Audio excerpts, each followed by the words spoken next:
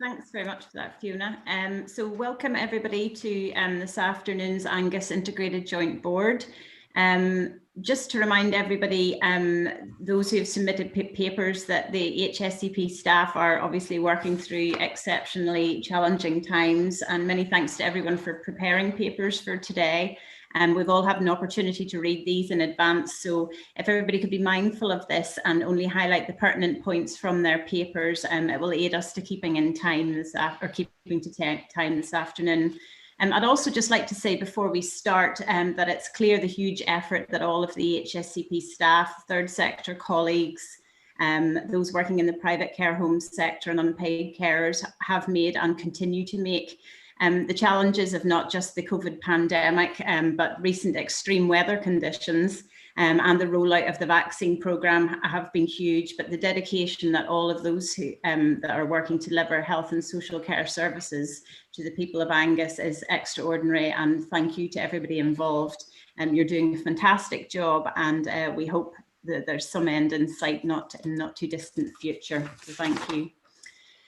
So we'll move on to the agenda. The first item today is apologies. Do we have any apologies, Fiona? Yes, there's apologies from Elaine Henry, Gary Malone and Dr. Emma Fletcher. Thank you. And now declarations of interest. Bob? I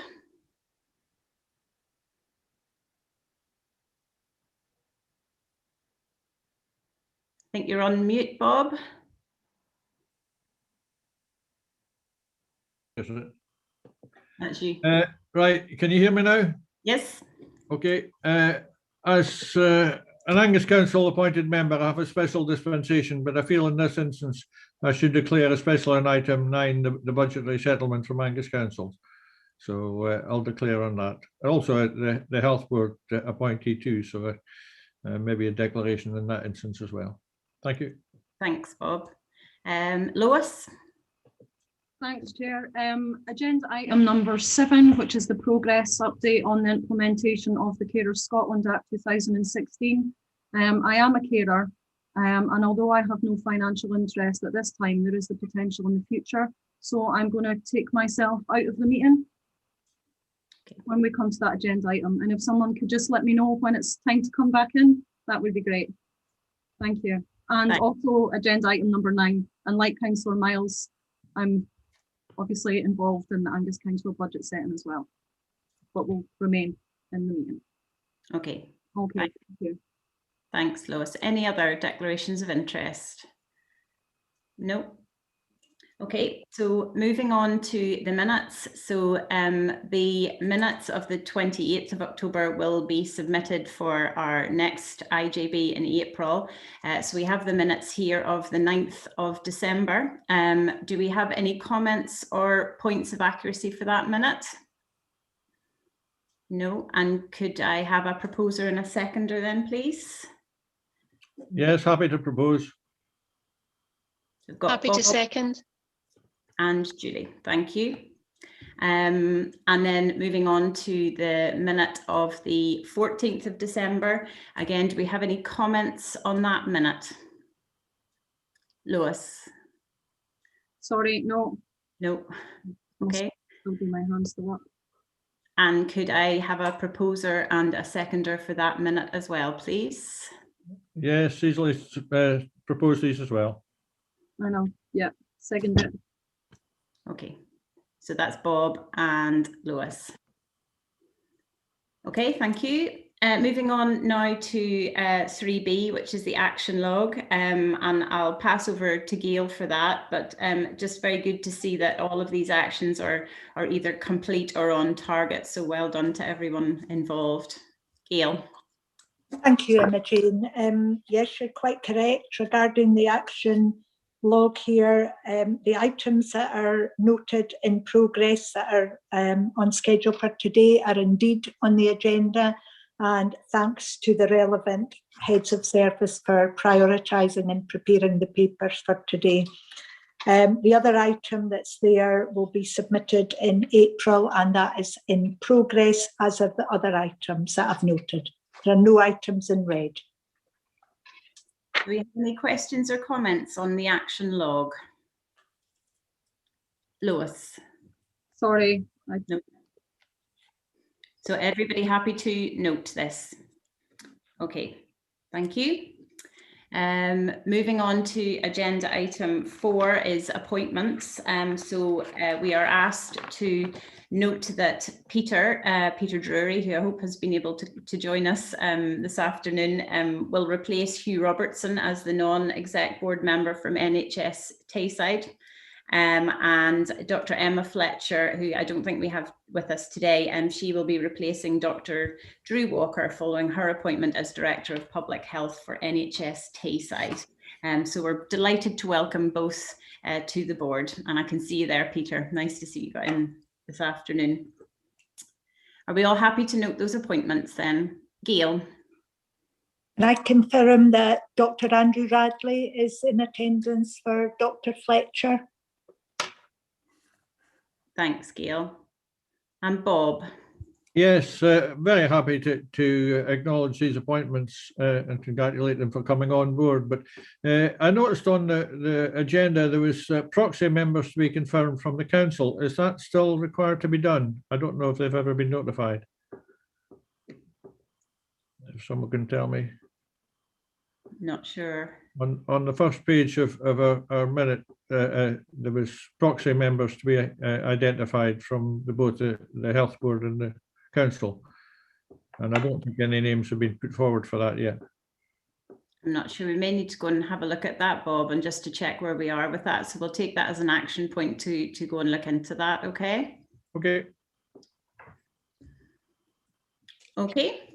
Moving on to agenda item 5, which is the Angus Adult Protection Committee biennial report 2018-2020.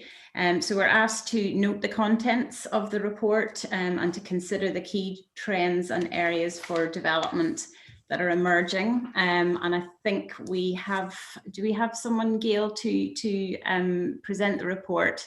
Yes. And just okay. We've got Ewan West, Emma Jane with us today. Ewan is the chair of the Angus Adult Protection Committee, so I would propose we hand over to Ewan. Absolutely. So welcome to Ewan, and hand over to you in terms of highlighting any particular issues for the board. And just to let you know, we've all read this in advance, so thanks very much for sending it through. Ewan. Thank you, Chair, and thanks to the board for inviting me to come along to present the report. You'll see the report covers the period of April 18 to March 2020, and there was a deadline of submission to Scottish Government in October 2020, which was indeed met. I haven't yet had any feedback from Scottish Government on the content, although we are promised that we will get some in due course.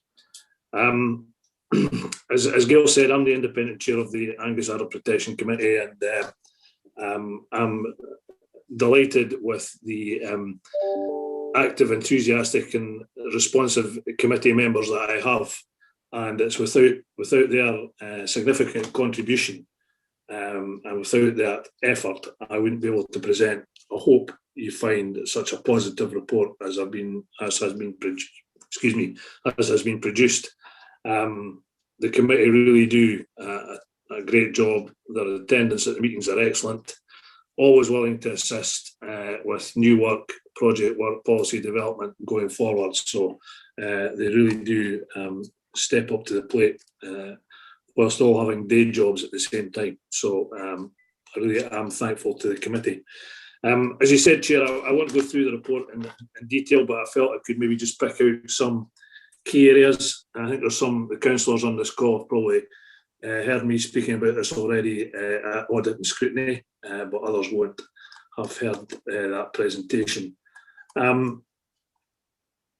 We had a strategic plan in place which covered the period of the report, and I'm happy to report that the vast majority of priorities within that plan were met, and the very few that weren't have been incorporated into the current 3-year strategic plan, which we have and I'm confident that we'll meet those targets in there as well.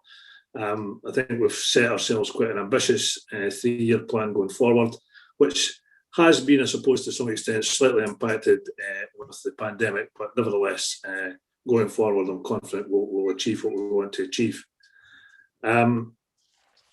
You'll see as a theme, and I'll come back to it in a second, that a fairly significant theme in the report is around audit, self-evaluation and scrutiny, which I feel is an important aspect of the committee's work, that we need to continuously review where we are with multi-agency work in relation to adult protection. Are we meeting the needs of those who require assistance, those vulnerable people who are out there? And indeed, do we take advantage of all learning opportunities that come our way? So we have focused quite a bit, and will continue to focus quite a bit moving forward in terms of scrutinising our work. So moving on, you'll see that on page 9 of the report, there are a number of 4 indeed strategic goals of the committee, which I think are fairly clear and concise, and it's what the committee has sought to aspire to. And as I said earlier, I'm quite confident, quite happy that we've achieved those goals. Self-evaluation, I felt we needed to add to what we already had, and the part of the work over this period has meant we've set up a new subcommittee of the main committee around self-evaluation and continuous improvement. And already the work of that group is bearing fruit, which will be reported in the subsequent biennial report. But I have to say I'm very happy the way that work's progressing.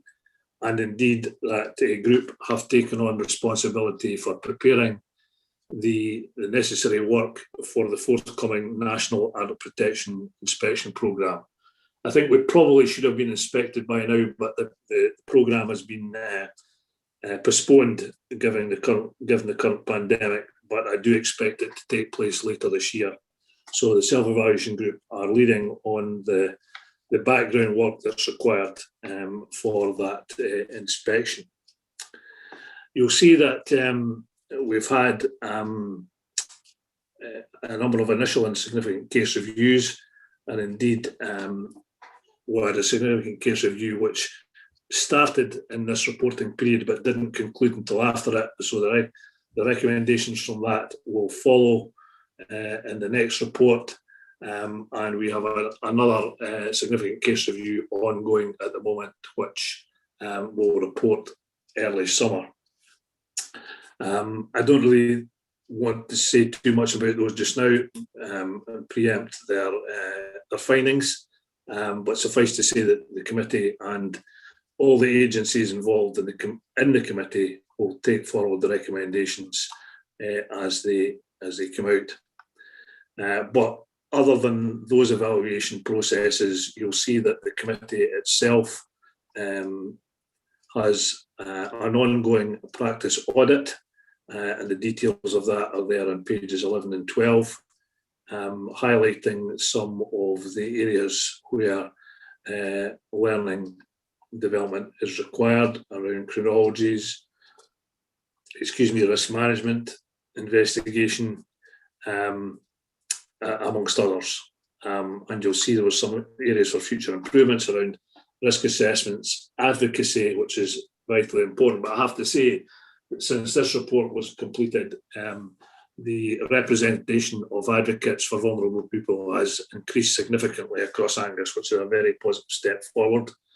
GP involvement in adult support protection work, that is also moving forward. We have our committee Dr. Rebecca Wheater is taking forward a short life working group involving the GPs to assist in their further participation in adult support protection, and the involvement of service users is another area of business that we're currently working on. So that kind of covered that. Moving on to workforce learning and development, we've slightly changed our approach to this.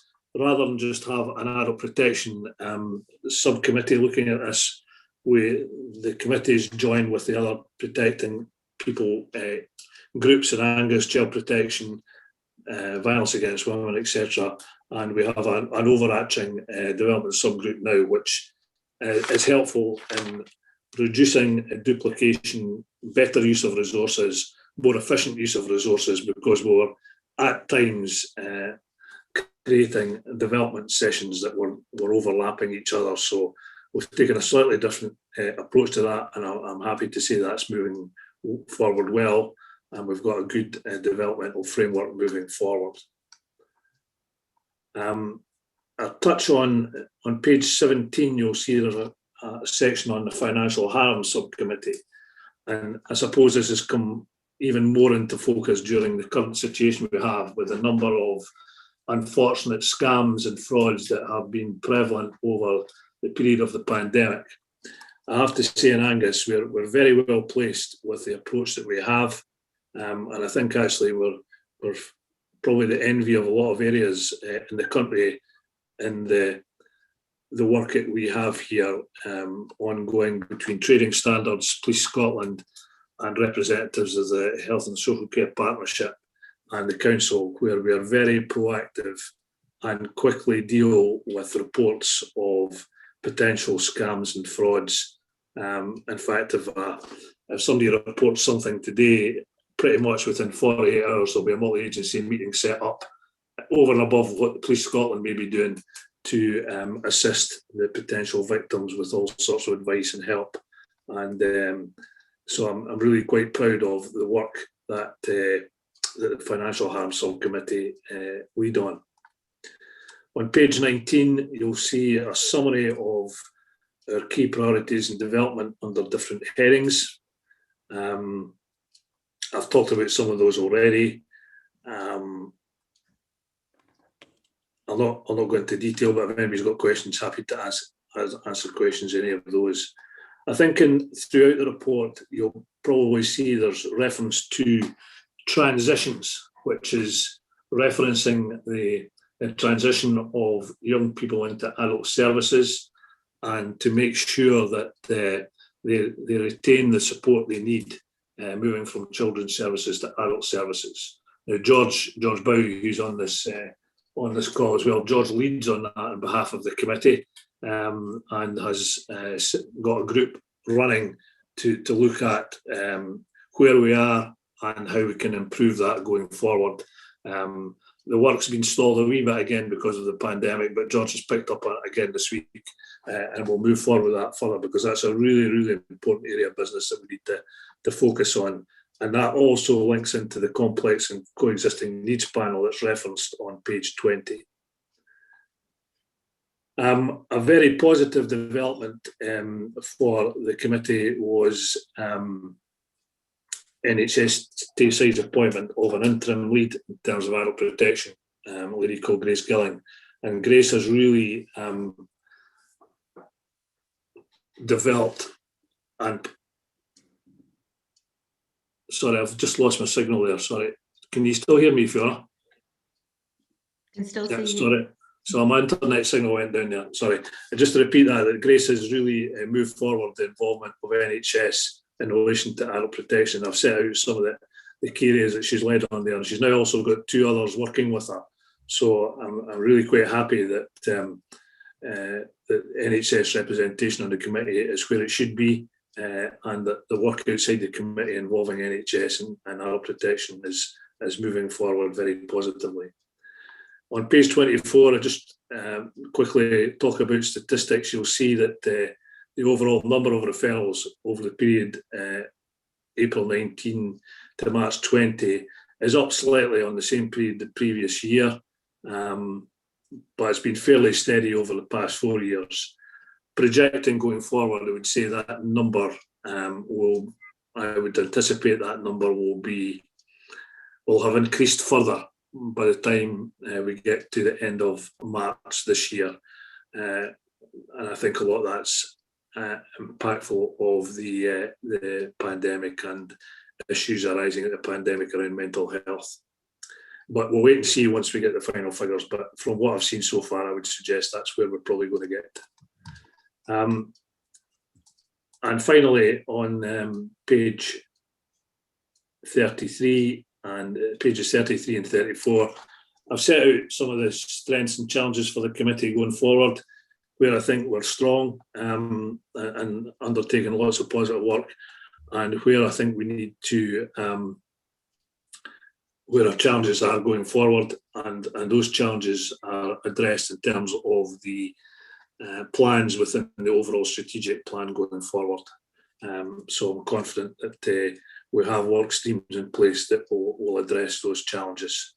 The challenges are significant going forward. There's no doubt that the numbers of vulnerable people who require help and assistance do appear to be increasing, unfortunately. But I think a lot of that's got to do with the results of the pandemic.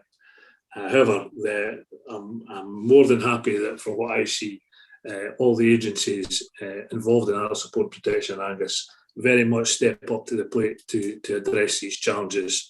And I'm grateful for the support I get from Gail and George in particular in the partnership. And we have regular discussions to talk about what's coming over the hill, if you like, what we need to be looking forward to. You know, I think I like to think anyway that Gail and George will agree that our communications and our thoughts going forward are very positive indeed. And so I think that's probably all I'd like to say, and just open it up for questions, Chair. Okay, thanks very much, Ewan, and thanks for a very comprehensive report as well. So I'll just open it up for questions now. I saw Julie's hand was up and Peter, so we take Julie first.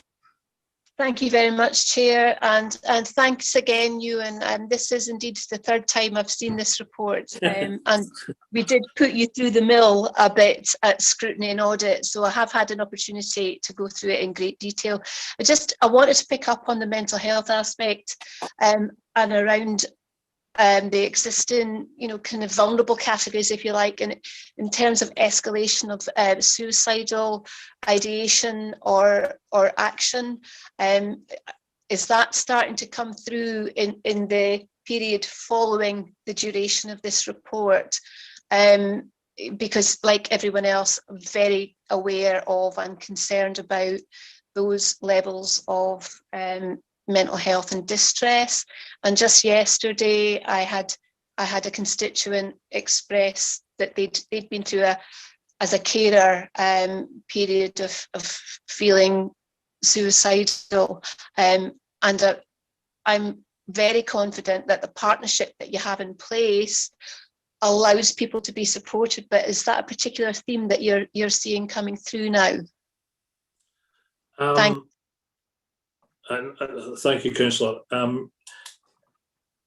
In general terms, I think that's true. I think what we just to let you know, what we did during right up, in fact, until January, is that we actually had a weekly meeting of the Adult Protection Committee, or representatives of it, so that we could keep a very close eye on where the risks were, rather than wait till our quarterly meetings. We felt that was not the right way to go. And yeah, I think it's fair to say that during the course of these meetings, in general terms, because we don't discuss specific cases there, but there was a clear indication that referrals relating to people's mental health, particularly, I think, in respect of people losing their employment or fear of losing their employment and their subsequent financial difficulties, was a big issue in respect to people's mental health. So yeah, that was certainly a theme that came through. I think there was an increased number of guardianship applications coming through, which again is probably a reflection of indeed that point about people's mental health. So I would anticipate, I don't want to be definite, but I would anticipate when we see the figures, Councillor, that I think, unfortunately, your thoughts will be reflected in those figures. But I'm also comforted by the fact that the partnership and I've talked about the whole committee and everybody involved in that, as well as there is a good support, I suppose, available for people who have those difficulties and concerns. And, you know, the referral process goes through very quickly, whether the referral comes from the police or wherever.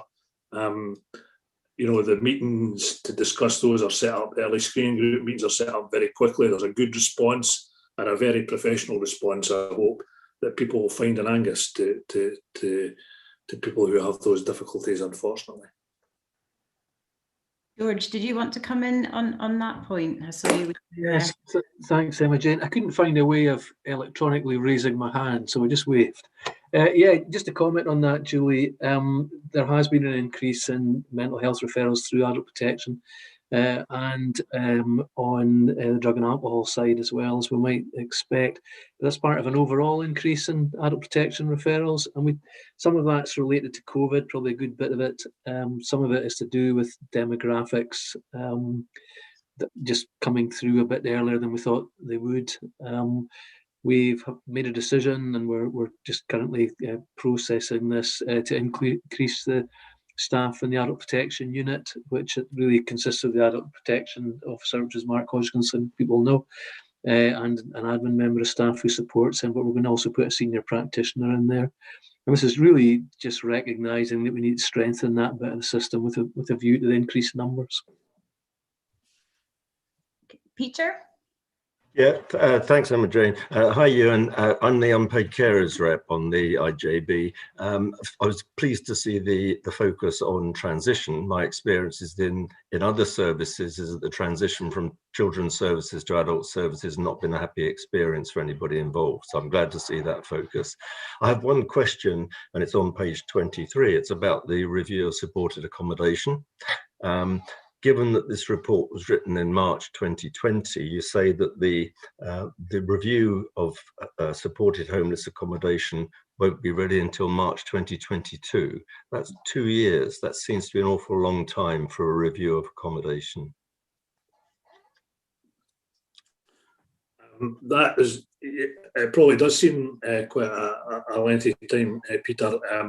That's the period that the housing department of the council have put on their review. So it's not really an area of business that I could really intervene in.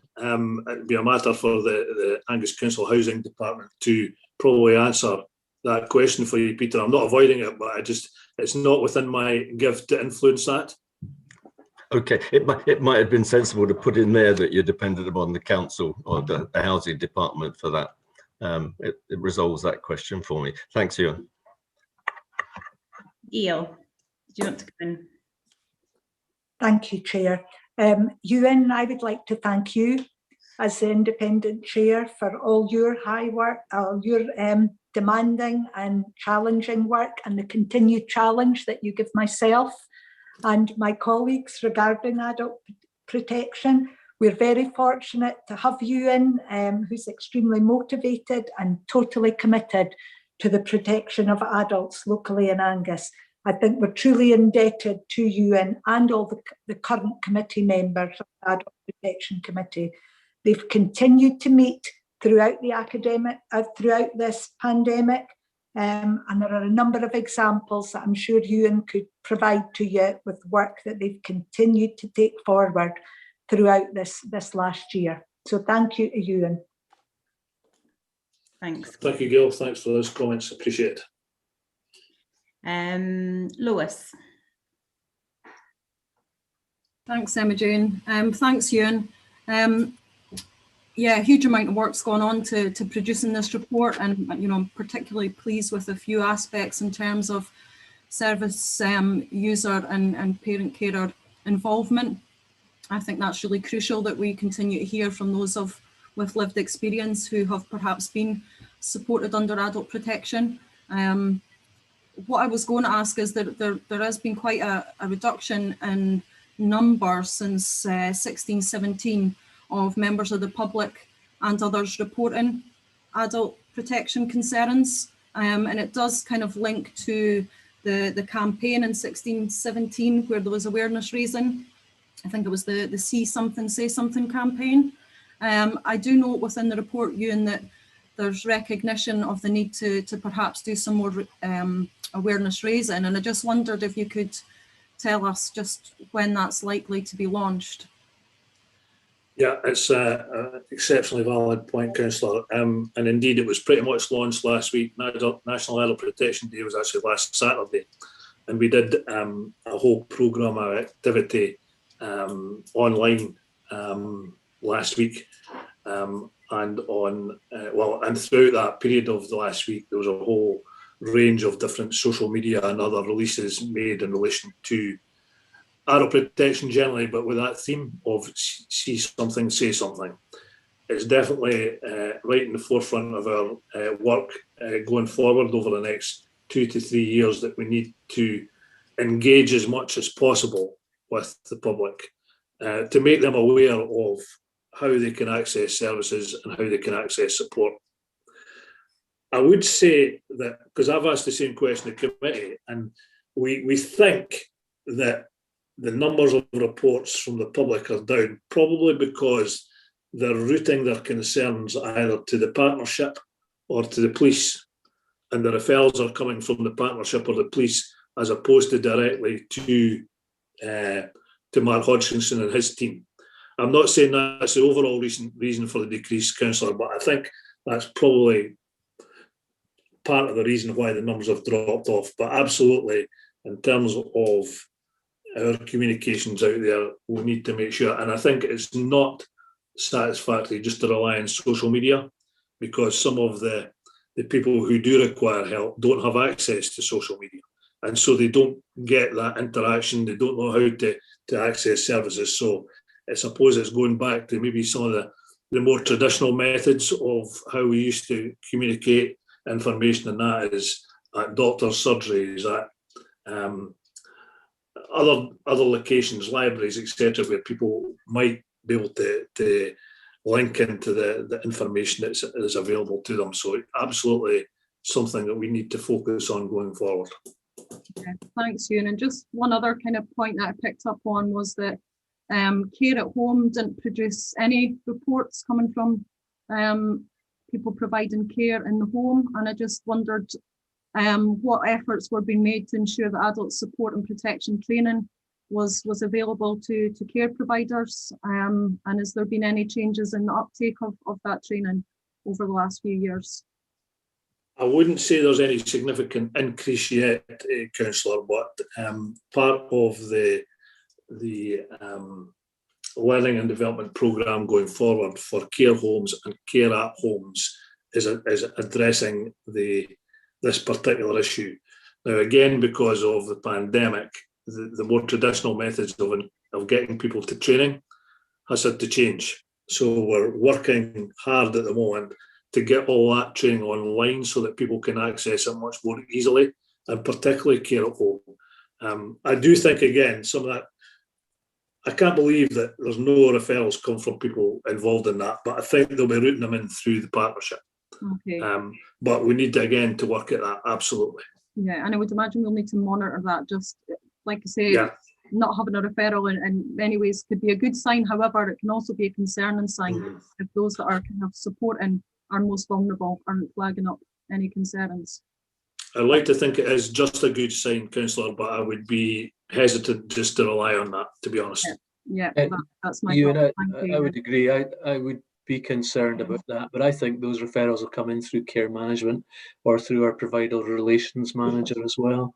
So Yeah. I think we will be counting them, but it just isn't recorded that way, I think. And is that being, sorry, George, is that being kind of monitored to show that data and that kind of travel coming in through the care managers then? Is there a way of, so it suggests that there's no reports coming in from Care at Home, but then is there a way of Well, the care highlighting that? managers are all working for the partnership, Lois, so they'll be recorded through that route. Okay, right, thank you. Thanks for that, Lois. Graham. It's a small point. Reading through the report, which is a nice report, and but until page 30, where you have a section on statistics, I didn't really get any sense of numbers, and the numbers are really quite important, and hence some of the discussion. The only number I think that appears in the first 20 pages is 2, and it doesn't give a sense of, you know, of the scale of what's going on. I mean, I understand you refer to that in the statistics appendix, but there's not even a reference to an appendix in the actual report. So I do think it would strengthen the report if there were at least some headline numbers on the service users, but also when you're talking about workforce, you know, how many we're talking about, just roughly. Okay, I'll take that on board, and we'll consider that for the next report going forward. Yeah. Thanks for that, Graham. Do we have any other questions? No. So are we happy to note this report? Thanks very much again, Ewan. Very welcome, Chair. Thank you. Okay, moving on to agenda item number 6, which is the Adult Protection Improvement Work Progress Report. And we are being asked to note the work being undertaken to address adult support and protection improvement issues, and note that the thematic improvement plan will be progressed by the Angus Adult Protection Committee and noted within the Scrutiny and Audit Committee. So I'll hand over to George, I think now. Is that right, George? Yeah, that's right. Thanks, Emma-Jane. That's over to me. Highlight some of those key issues. Thanks. Yeah, Ewan showed great discipline in not mentioning the large-scale audit in his presentation. I think he must have deliberately left that for me. Okay, I will not go over the background in too much detail because this is the 3rd report on the subject that's come before the board. But just to remind folk, we carried out this large-scale audit and care management activity in adult protection because of concerns that had been identified in one particular service. I mean, I wanted to have assurance as the lead for adult protection in the partnership that adult protection was in good health and we were working effectively and protecting the public. So we carried out this very large audit, 96 cases, all services, all processes included in the audit. And it was about care management, because care management is the engine around which the other services involved in adult protection operate, primarily delivered by social work, which is the lead service for adult protection in the legislation. And that's delegated in turn to the Health and Social Care Partnership. So since we concluded the audit, which was a case file audit first and foremost, so that's never a complete picture, we've carried out a range of activities. So we've had 4 feedback sessions with the care management staff involved. We collated all the feedback from those and reissued the report, taking into consideration the feedback and the discussions which had taken place. We've shared the report with the Adult Protection Committee and with the Chief Officers Group, discussing it here today, obviously, in the IJB. We had a survey monkey, which we carried out with the staff, and we've had case discussions with care managers and team managers whose cases were included in the audit. We've identified, I suppose I should say first, my view of the outcome of the audit was that there were lots of good things.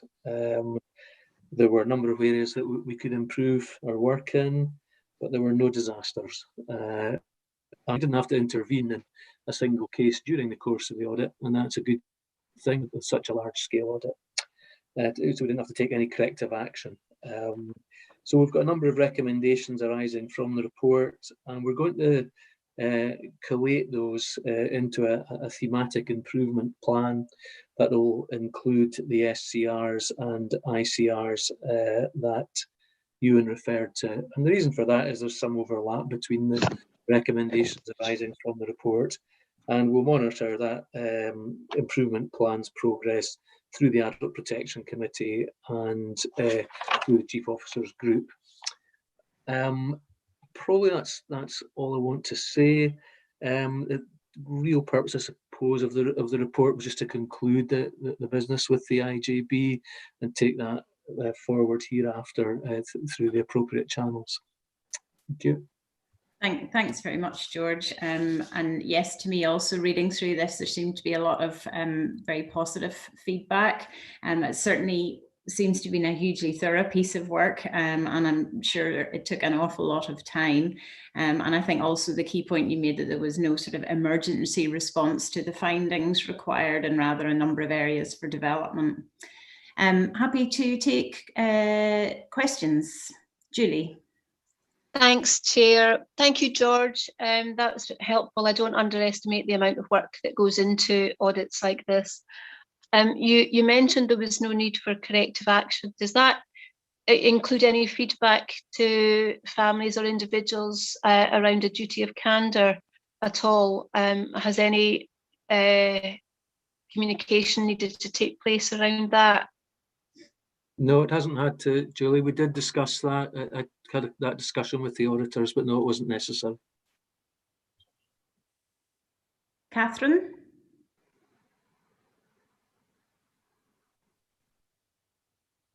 Sorry, my machine's going exceptionally slowly today. I'd just like to welcome the report and its findings. I think this has been a hugely comprehensive piece of work, which, with my Chief Social Work Officer hat on, I'm particularly interested in as well. And I just wondered, George, whether in addition to the kind of ongoing monitoring through the Adult Protection Committee and the COG, whether it might be possible for the IJB to get an update on the progress with delivery on any of the improvement actions, maybe within, say, the next year, just in terms of following through, because some of these are quite important actions that I think I would quite like from an IJB perspective to be cited on, although I will obviously have oversight of them through different channels too. Thanks. Yeah, we'll do that only if that's the view of the committee. We kind of took the view that the Adult Protection Committee was the reporting route, but it wouldn't be a lot of additional work to bring a report, say, in a year's time back. That wouldn't be a problem. Thanks for that, George. Lois. Yeah, it was just to say I'd support that ask from Catherine Lindsay. Thanks. Yeah, I think that was a good suggestion, George, if you're able to follow up on that with a progress report in a year's time on some of these development improvements. Thank you. Any other questions or comments? No. Okay. Are members happy to note this report then? Yeah. Thanks.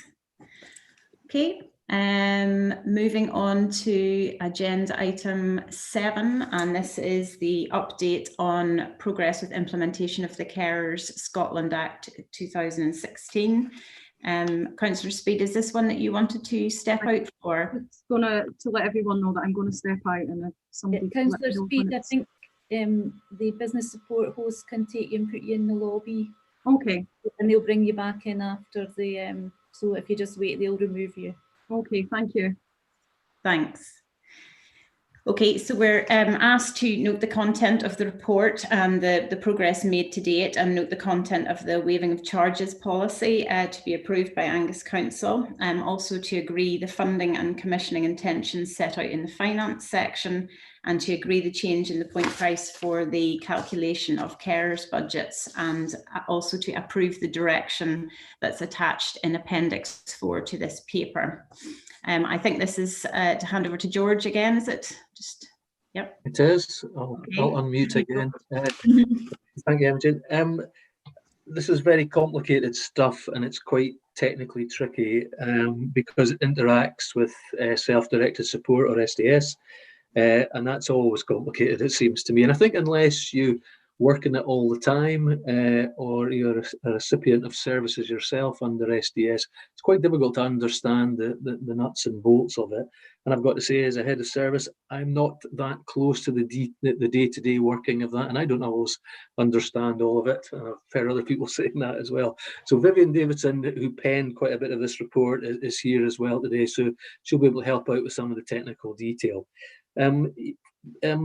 IJB members will recall we've brought a couple of previous reports about the Carers Act implementation, and there was a table and a table of summary of activities so far in implementing the Act. And we had a series of tasks that we were required to complete within a certain time scale.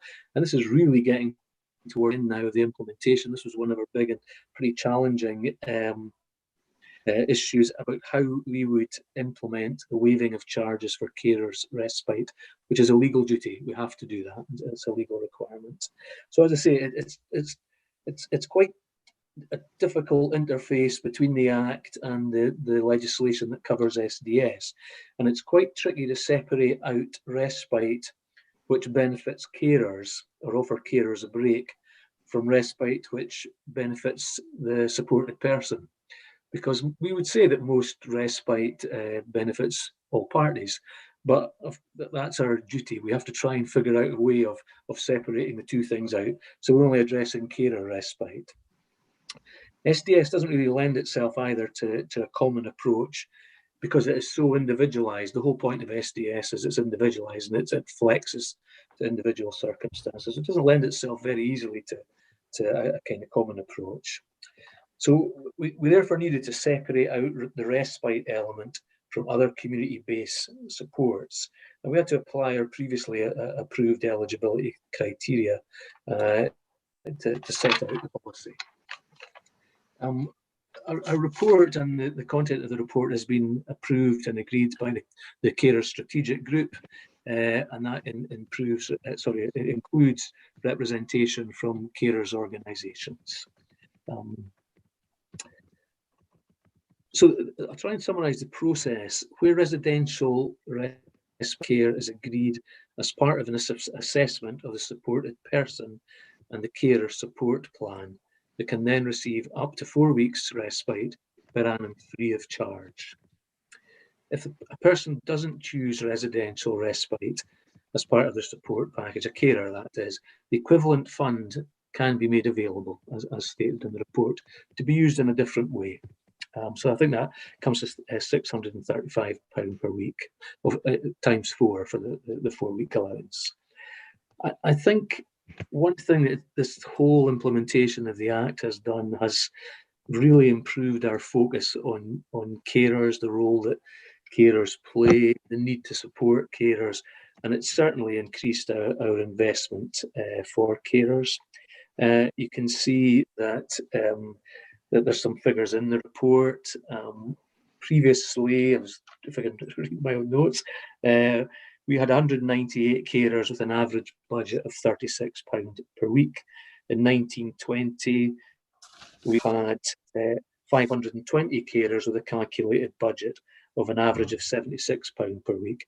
So the number of carers who were receiving an SDS package of support where you receive a budget has really significantly increased, and that budget is bigger. It's only part of the story because folk may remember from the eligibility criteria that another large number of carers are also supported not through SDS but through much kind of lower tariff interventions, earlier intervention and so on. And most of that is provided by Angus Carers and Dundee Carers and through the third sector. Now that's what we wanted to do. That's the way we feel this should work, that not everybody has to have the full SDS support, but we should have strong supports for people who don't reach that required level of intervention. You can see our overall spending on carers has gone up during the period concerned from £379,000 to £1.62 million per year. So a very significant increase in investment, and I think a welcome one as well. I'll let Vivian talk a bit more about the technicalities, but I think one thing that's really important to point out is what we're trying to do here is to target our maximum input to the people that have the greatest level of need. And I think prior to now, we haven't necessarily got that quite right. We perhaps haven't been targeted enough, and it's if you like, the way that it has been processed has been a bit too samey, if you like. How are you doing? Differentiation. Okay, is that all right? Jane, yeah, I was just double checking that I was definitely on mute. Hello? Hi, George. Did I go into mute there? Did something happen? No, I'm not sure what happened, but we can hear you. We can hear you. Okay. So I was just saying, finally, that our attempt is to really kind of maximise the input in a targeted way to the most needy of individuals. I hope you caught all that, because I wasn't sure if some of it got lost there. I think we did Okay. catch it. Okay, Vivian, do you want to add anything? Thanks, George. I suppose what I'm really hoping for is that IJB members can recognise the good progress that has been made in delivering the Carers Act. And what I would say is we have really struggled with coming up with a way to ensure that we offer the best packages of support for carers, while at the same time ensuring that charges are waived for all of those services. And that has been particularly tricky around residential respite, from which many carers benefit. It has meant we've had to think about the budget that's available to carers for their care, and look most closely at those carers who have the highest level of need, and try to rebalance the funding arrangements through SDS to ensure that we can make provision for people who would like to access residential respite or would like to make their own alternative arrangements with a funding package. So the consequence of that is that we are offering to make up to 4 weeks of residential respite free for those carers who have the highest level needs. And there is a consequential impact of that on reducing the weekly budget that might be available for carers. That is derived through the combination of the carer support plan and SDS arrangements. However, when you add those two packages of care together, the overall amount of resource available to carers with the highest level of needs remains just about the same. So 4 weeks of just short of £700 could be used to provide residential respite. It could also be used over a longer period of time to enhance respite on a week-to-week basis. And then on top of that, there continues to be a level of resource that can support on continuing contributions to the cost of daycare, or to provide care in the home as personal care or other forms of care. The Carers Act targets most of the money towards replacement care, but SDS does give people an option to use resources in other ways, should a carer be able to support replacement care through other means, for example. So we are confident that this is potentially the best solution that we have been able to come up with. It has taken a very long time to come to this solution, and we're very hopeful that with the IJB support and Angus Council support, we can take it forward. What I should add is that we have undertaken a consultation exercise about the changes to allow for the waiving of charges. That consultation exercise has involved information both on the Angus Health and Social Care Partnership website. It has been promoted via Angus Carers website and the Angus Carers newsletter. It has been shared with Dundee Carers Centre.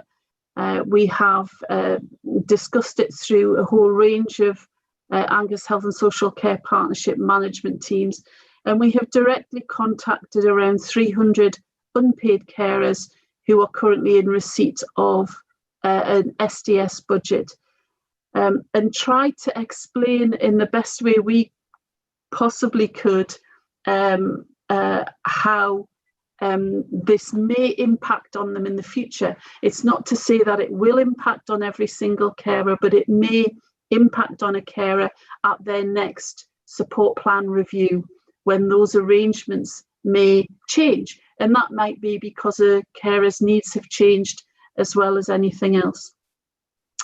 We had around about 80 carers have come back to us directly, either in writing or by telephone, with a range of comments. And there, as you could imagine, there were about 25% of those carers who were not in favour of the proposed changes, and around 75% of carers who either were ambivalent about the changes, wanted to discuss it at the review, or in fact were indeed very supportive of the changes we are proposing. Unfortunately, the timescale was very short for the consultation. We had a couple of issues in the back office about that, but I'm hopeful that having had some 25% response to our consultation is a fairly good response, to be honest. So I'm hoping that we have captured the range of views that we would expect from carers. Okay, thanks very much, Vivian and George. I think just reading through the report, thank you very much for the report. My comment would be that it certainly seems that we have a very good position in Angus in terms of implementing the Act, and this is something that Angus should be proud of, really. Open it up to questions now. Councillor Bell. Thank you, Chair, and I hope you'll give me a bit of slack here. I've got quite a bit to feedback. First of all, though, I want to thank officers and others that I've been in touch with over the last few days, since last week, who've been involved in answering my questions in advance of today's meeting, and I do feel we're getting somewhere on it. And I want to commend officers for a very valiant attempt to address these very complex issues, as George rightly said. And I'm very happy to admit that I found it quite a challenge to digest and to tease it out. It's a challenging transition, and I do acknowledge that. However, over the last few days, I've had quite a significant amount of traffic on this, primarily from carers, as you can imagine, and I've a few questions, and I've promised to try to capture that feedback and articulate people's concerns, so I hope you can bear with me. First of all, I do support the financial commitment section on page 79, and I wholeheartedly agree with and support the new investment, particularly to support carers for people with dementia. Representing Kirriemuir as I do, I know only too well how invaluable that kind of support is, and more people need to benefit from it. So if that's going to allow that to happen, all good there. But the feedback from the carers at the coalface, particularly in the last year in the back of the pandemic, feel that the timing is a bit unfortunate. And that may be a lack of understanding of what is intended in this change. And I'll come back to that. Carers are at breaking point, and I think that could be said about lots of us as well. But to read about a change in the price points, it looks like a reduction in their weekly allowance has been actually very distressing when they've been unable to use their allowance to any great extent over the last year. And obviously day services have been impacted, and while the use of IT is welcome, it's made but a small dent in people's isolation. People didn't feel that they'd been adequately consulted, and I know Vivian highlighted that, that a very short consultation period really didn't give people the chance to ask questions on a face-to-face basis, even virtually, and to interrogate the intention behind it. So people haven't been able to understand the content of that. Not everyone will want to or be able to use residential respite, and nor do we have the capacity for that. But one of the people that I spoke to feels that all their respite is actually all about their needs. Their cared for person literally does not know where they are or who their family is. And and the respite is entirely for her, and they don't fully understand why it could be set against the cared for person's budget. And that came up a number of times. And at this point, I want to thank Peter Burke for allowing me to match him up with one of my constituents who was hugely grateful for his time and now has the confidence that between us, carers do have a voice around this table, and that everyone here is very much part of that. So we touched on focusing on the people at greatest need, on the carers at greatest need. So I wonder how many carers might fall out with that level. So who's being excluded from that, and who's also receiving a reduced weekly allowance that might exponentially affect their own mental health. There was an issue that one carer raised, that the cared for persons being charged for the replacement care, say for example, if the carer is ill or in hospital, they might be willing to provide that care but are physically unable to do it. So the care, the respite care, the replacement care is being charged for. So there's not a great understanding of that. And also, what happens with all the unspent allocation from last year due to the pandemic? Where is it? And what are the plans to access it to address the build-up of exhaustion, loneliness, and poor mental health in our carers? And that includes experiencing the suicidal thoughts that I mentioned when we were discussing adult protection. I rather suspect that a return to a standard package of care prior to the pandemic won't be intensive enough to address the backlog of need that's going to be there before people can return to any semblance of pre-COVID normality. So a 4-week allocation of residential care, and I note that that's to make sure that those in the highest need can access it free of charge. But I do worry that that will negatively impact on some people, and that's an inequity in the proposal. There's no capacity to support everyone in that way, and people are concerned that if they don't meet the eligibility criteria, they'll lose out on both residential respite and their weekly maximum allowance. So that price point reduction is a concern. It's a drop of 37%. And I feel if some carers and their cared for person would be better using an SDS option, I think that needs much clearer explanation.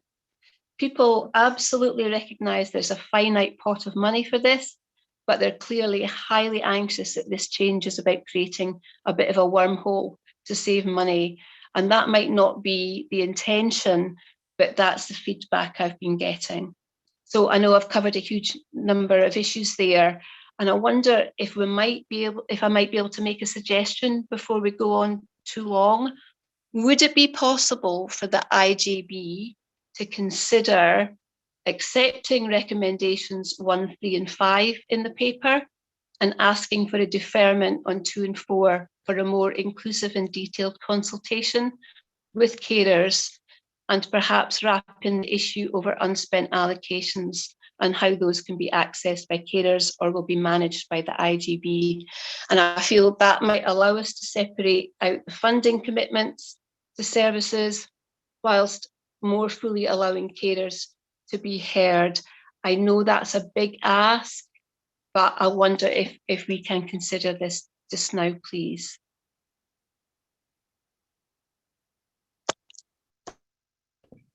Hello, sorry about that. Thanks very much for that, Councillor Bell. I'm going to take Peter's comment as well, and then we'll go back to your suggestion. And I'd also like to give George and Vivian the opportunity to come in to respond to some of the comments, important comments that you made just now. Peter. Thanks, Emma-Jane. Yeah, like Julie, I would like to congratulate Vivian on her attempt to cut through this Gordian knot of waiving charges and unpaid carers. It has been horrendous. I've been involved with it. I was just thinking, I've actually been involved with it for coming up for 6 years, on and off, and fighting it and trying to make suggestions and working with the various officers who have been involved. When it is hugely complex, and there's no get away from that. And Vivian's tried to capture all that complexity in one report, which has proved to be baffling to a number of people. I've had to read it a couple of times to really grasp what she was actually trying to say, even though that we've had a couple of one-to-ones where she was trying to explain. In terms of the suggestion that unpaid carers should get 4 weeks respite care, residential respite care, that really hit the button for me. I and other carers have been crying out for residential respite care for the people we care for. As I pointed out to anybody who'll listen, if I was a paid employee, I would be legally entitled to 28 days paid leave per year. No ifs, no buts. As an unpaid carer, I'm not. I get nothing. So this is a brilliant step forward. What I hadn't appreciated was the impact and the I was going to say fury, and actually a lot of people have been outraged. I've had a number of emails, a number of phone calls from people who said, my budget is being cut by 37%. I don't want residential respite. I just want to carry on as I am now. I've never had it. I've never wanted it. I just want to provide care for my person, and I want to be funded for it. But you're cutting it by 37%. So that's a key issue. Pardon me, the other issue that I had flagged to Vivian was we're talking about offering something like I don't know, 672 weeks residential respite care per year. And that equates to something like 13 full-time 24/7 by 52-week residential respite facilities in Angus. And I don't know where they would be, and I don't know where the staff would be that would support those. So that's a huge issue for me. I was a bit concerned about 4.1. That actually says, I think it implies that we're going to be revising the eligibility criteria. And as George and Vivian will know, the Angus Carers Network actually spent a long time getting this right, and I'd be very, very reluctant to go back and review it and revise it, particularly as it could be seen to be an attempt to remove a tranche of carers from the entitlement to unpaid to paid care. Just a point about Julie's point about waiving of charges. I've said again to many people who will listen that there is an issue about a carer who is willing but unable to provide care. So the example I use is a single mum, just been made redundant, going to collect her person from the resource centre, gets hit by a car, in hospital 3 weeks with a shattered pelvis. She comes out, she's been really stressed about who is looking after her person, and then what's on the doormat but a bill for her care, which is grossly unfair. But this is a Scottish Government policy, and I've flagged it before and will continue to flag it through the network of IJB reps because it is grossly unfair. But I don't think it's anything that this forum can do anything about. The final point I want to make, I agree with Julie about agreeing 1, 3 and 5 and hoping for a deferment on the other two, because I think we do need more consultation, longer consultation and more explanation and a more understanding in the IJB about what this really implies to individual carers. My final point was about the equality impact assessment on page 88, and it says there is no negative impact on carers or the people they care for. That is not true. And it actually highlights something which I've been concerned about, and the Carers Collaborative have been concerned about, which is we believe that the person who writes the report should not be writing the equality impact assessment, but that should be written by their team leader or their head of the director or head of service, because that provides a balance. Otherwise we could, the concern is that EQIAs are becoming a tick box exercise, and we need to avoid that.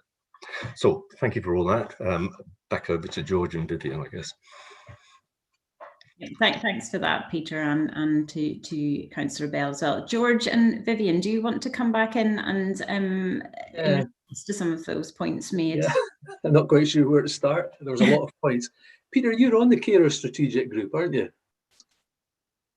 Yes, I have to confess I was, but as I said, I thought that the whole the impact of 4 weeks residential respite was brilliant, but I hadn't appreciated the downside.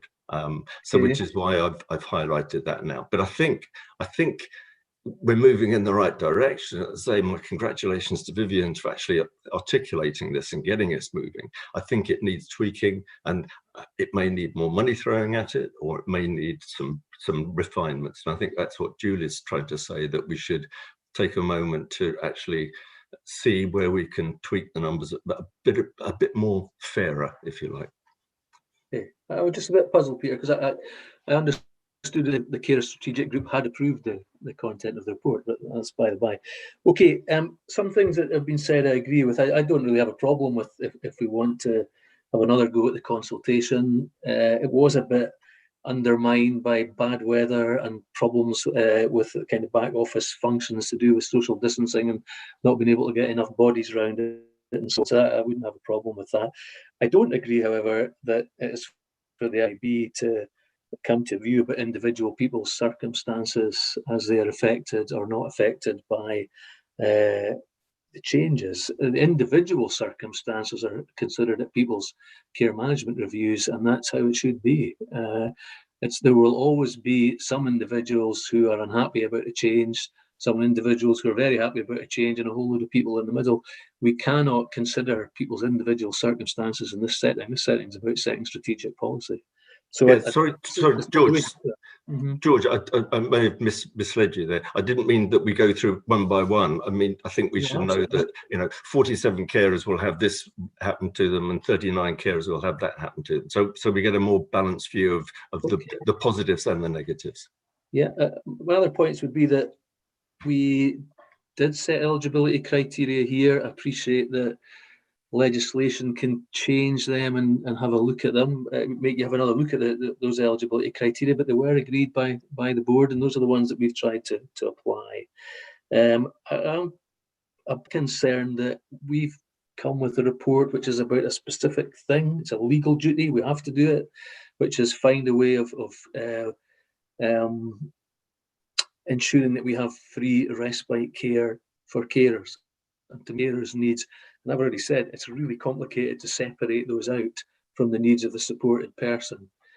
And we will always get cases, and Peter, you've cited a couple there, I think Julie mentioned a couple as well, where people don't feel that that separation is working correctly. But ultimately, somebody has to decide about that. Somebody has to make a decision about whether we've got the balance exactly right there or not. And we're not always going to get agreement about it, but that's what the law requires us to do, to separate out those two needs, the needs of the supported person and the needs of the carer. And that is definitely not straightforward. I was a wee bit concerned in the feedback that we might be looking at the whole impact of coronavirus on SDS procedures and processes and funding arrangements. I think that's a different thing for a different day, perhaps. But I do understand that this does touch upon all of that. I get that. And it does feel like our whole SDS system is being challenged by some of the questions. And again, that's the law. That's what we are required to do. We can interpret it to a certain degree, but it's finite, the extent to which we can interpret it and change how we do it. We're constrained by the law and have to comply with it. So that's my kind of response. Vivian probably in the detail, but I don't really have a problem if there is a feeling we should do a more rigorous consultation. But I still think we will, at the end of that process, we would get individuals who would say, I still don't quite get this, I'm still not very happy about it. But that conversation has to take place with the people that work with them. Yeah. Okay, thanks, Chair. I wonder if I could just chip in and answer some of the questions that I've written down. I agree with both Councillor Bell and Peter Burke that there are some challenges around the delivery of support when a carer is ill and unwell. The requirement for replacement care where we would waive a fee is that the carer is not just willing but able to provide the care, and the care is provided to enable them to have a break from caring. where a carer is ill in hospital, for example, they are not able to provide the care. So the care is directed at the supported person and therefore is subject to contributions policy in the usual way for the supported person. And there's no getting round that. That's how it is written into the legislation. Even if the IJB chose to agree these proposals and the waiving of charges policy was agreed by the council next week, nothing would change for any carer the following day. There would be a discussion at the next review of the carer support plan where new outcomes would likely to be agreed. The needs of carers may have changed, the needs of the supported person may have changed, and at that point we would be looking to establish a new support plan and therefore have a new calculation around the resources that are available to deliver that support plan. In all our consideration with care managers, we've not identified negative impacts for carers. You know, and I've had that discussion, Peter, and I appreciate it is very difficult to see that you're looking at a 37% cut in a weekly budget, but actually the up to 4 weeks of residential respite makes up that difference. So the two things together come out with the largely the same level of budget over the year. That's not to say that every carer has the highest level of need in terms of eligibility. We do support carers in 2 levels of the eligibility bracket at the top end. So you're right that some carers have smaller budgets. And that might also mean that rather than 4 weeks residential respite, they might be eligible for 1 or 2 weeks residential respite, which would again top up their smaller weekly budget, just offering their total resource package in a different way to allow us to make sure that we can waive fees for all types of carer support when they're still willing and able to provide that support, but need a break for their own health and well-being reasons. You know, we can continue to consult on the documents. We've had further 3 or 4 responses have come in today, which were all again positive in terms of the forward policy. But you know, as I've said, we are looking at a situation at the moment where I appreciate some of you have had calls from carers who perhaps haven't understood it fully, and that's my poor explanation, and I must apologise for that. But we have had a lot of response. We have had some response by phone calls and in writing from carers that have been strongly against this plan, but we have also had the same and more carers who are supportive of this plan. I'm happy to go forward for more consultation, but at this point I'm not really sure what that would deliver. Okay, can I just come back?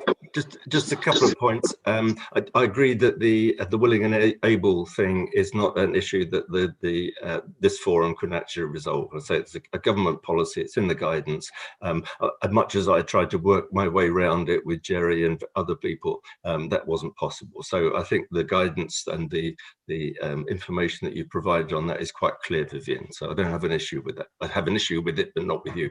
I think the point is, I've got a carer coming to me and saying, you know, the next review, what's going to happen is I don't want residential care. What's going to happen is my 6 hours support that I paid for is going to be reduced to 4 hours every week. So there's 2 hours I've got to provide more care. And I've done nothing different. My person will be the same, I'll be the same, and I'm getting nearly 40%, 35% less the care than I was before. where's the rationale for that? And that's what I find very difficult to explain away. Thanks for that, Peter. Gail, I see your hands up. Do you want to come in just now before we move to the recommendations? Yes, I would absolutely say that I think we need to relook at this position based on what we've heard today. And as Peter's saying, it's an extremely complicated process here. What I would suggest is not only the extending the consultation, but I think it would be helpful, Vivian, to develop a range of scenarios that are offered to people to try and reassure them, because I think it's very difficult, as you're all saying, for people to understand, and that depends on people's level of experience. But I'm hearing from Peter, and I suspect if Lois, Speed and others were in the room and involved, they would welcome that as well. I don't know if that's possible, but Sally Wilson is also here. So from a comms and engagement perspective, I would suggest that Sally is also involved in that. George, did you want to just come in on that? Yeah, I was just going to say we could do some FAQs. That would be quite a good idea for people, because I think there's a bit of misunderstanding around this, and so we've done that for some of the stuff we've had to implement in relation to the pandemic, and that's worked quite well. So that's something we did issue FAQs, George. But obviously we need to do more. Yeah, I think that the FAQs were good. I'd say that, but I think the idea from Gail about doing scenarios would be very good. I think that would be very, very provide lots of clarification for people. So I think we should do that. Yeah. Okay, thanks very much. That's a very helpful suggestion, Gail. I think in terms of the recommendations in the paper, I think as Councillor Bell suggested at the start, we are able to go along with the first, the third and the fourth recommendation at this stage, and then seek more consultation and some of those suggestions that Gail has made to maybe come back to the board then. Gail, did you want to come in on that? Yes, Chair. Recommendation 2, if we're changing recommendation 2 and 5, we will have to go back to Angus Council, because obviously a paper was going to them next month, so we'll need to pull that paper, Chair. Okay. Okay. So are we happy with the recommendations as have been decided there? Sandy? Thanks, Chair. I suppose I'm just reflecting that obviously when we've written this paper, for all the conversation we've just had, the paper was probably originally written as a holistic paper, and things like I'm just going to use the finance tables towards the end, they capture a holistic outcome of a whole set of proposals. And I think I'm just slightly concerned about agreeing some of those proposals and then kind of firming up something without seeing the knock-on effect on other things. Yeah, i.e. making some commitments without knowing the kind of knock-on effect. So I'm just slightly wary about agreeing some things, for example, things that may have a resource commitment when we haven't got the whole picture clear, because originally we were trying to describe a holistic position. And I guess there is always an element of compromise in everything we try and do. And there will have been things that we've all tried to kind of bring together in this paper, and take one or two out and then have to deal with the rest of it. Just kind of makes me slightly concerned. I'm not sure if I'm over-egging that risk in my head, but it was just something I would be a wee bit wary of. So I'm wondering if we're bringing it back after a consultation phase, is it reasonable and safe to bring the whole thing back rather than commit possibly prematurely to some parts of it? Just a wee concern. Okay, and that's a fair point actually, Sandy, in which case we would probably only be able to go with recommendation 1 then, which is terms of noting the content of the report and progress made to date, and then the rest coming back in a future paper to the IJB. I see, before we move on, I'd like to get us moving on, if that's okay, but I've got Gail and Councillor Bell. Apologies, that's a legacy hand. All right, Councillor Bell. Okay, thank you. I mean, my concerns around doing that, and while I appreciate Sandy's point of view, my worry is that not approving 1, 3 and 5 will hinder contract development discussions with key service providers that will have a negative impact on their ability to deliver a service to our carers. So I would be really keen to support a way of doing that in tandem, starting that process, but separating out the carer consultation part of it. I genuinely think that to do anything else would be quite detrimental to some of our service providers. Okay, thanks for that. Gail, are you able to provide assurance in terms of being able to move forward with some of those actions?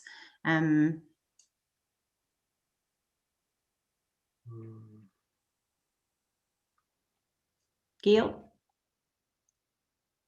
I think she's struggling to come off mute. Oh, there you are. I don't think am I unmuted now? Yeah, we can hear you.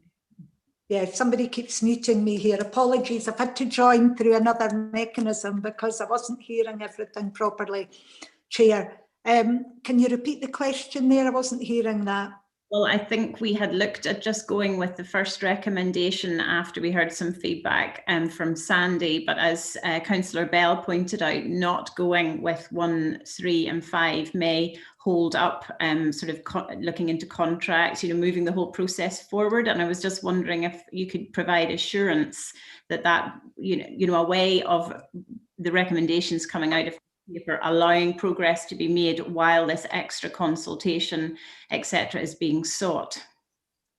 I'm going to be guided by Vivian and George here for the time scale, but I really don't feel we've got any other alternative at this stage. Vivian? Yeah, I agree with Sandy, if I'm honest, that this is a whole package of financial commitments and there are relationships between all of the resources that we have agreed. As you can see, there is more resource being made available than is actually being provided by the Scottish Government in terms of implementation of the Act. And, if we come back with a different financial position in relation to how we provide residential respite and then community support whilst waiving charges, it may have a knock-on effect to the resources that are available elsewhere to be able to support other pieces of work. Councillor Bell, did you want to come back on? Yeah, yes, I do. My understanding was that some of the funding, the funding needs to be available within this financial year, and how then would that be achievable?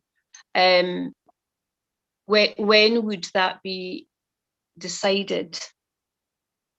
Because that issue, I think we could organise how we deliver the waiving of charges within the same financial envelope that might keep more people happy, if you like, and supported.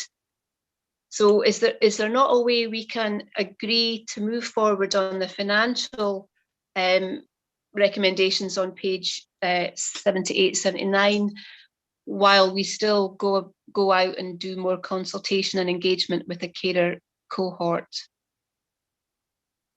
That would be my desire, if we can do that. Okay, and Vivian, George, is that something that we're able to do? In essence, 1, 3 and 5 as was originally suggested? I mean, we will comply with what we're required to do by the IGB as advisors to the board, but I think Sandy's right. But the more I think about that, there's a fixed amount of envelope to do this work from. We've worked that out. If we change one bit of it, it could have an impact on another bit. I don't really know how we can separate all that out, or we might regret that later, would be my concern. Okay.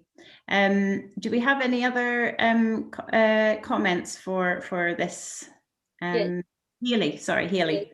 Hi, Chair. Sorry, I wasn't sure if you could see my hand up or not. Just coming from a purely third sector point of view, and especially with consultations I've had with some third sector organisations, I'd have a real concern if there was going to be a pause on that funding that was being made available. Similarly, backing up what Julie has already kind of covered, there's specific organisations that this can have a detrimental effect on if the funding isn't put through. So I suppose I would really appreciate if there was a way that we can look at approving the recommendations 1, 3 and 5. Okay, thanks for that. I think that's very helpful. David. Thank you, Chair. I mean, I think I have to advise that if the board is not fully satisfied with what is being proposed, then I struggle to see how it should be issuing, or it would want to issue, a direction to Angus Council. And bearing in mind that there is a report being submitted to a future council meeting, and I appreciate Councillor Bell's views on this, I really can't see how we can make recommendations, make a direction to Angus Council without being fully informed about what is being agreed. And I would suggest that if that is the case, then all that the IJB can do is agree recommendation 1 and agree that a future report will be submitted. But I would hope Councillor Bell could take some assurance that the issues that she's talking about in terms of planning can still go ahead, notwithstanding that the fine-tuning of the policy hasn't been agreed. Okay, thanks for that input, David. Councillor Bell, did you want to come back on that? You're on mute.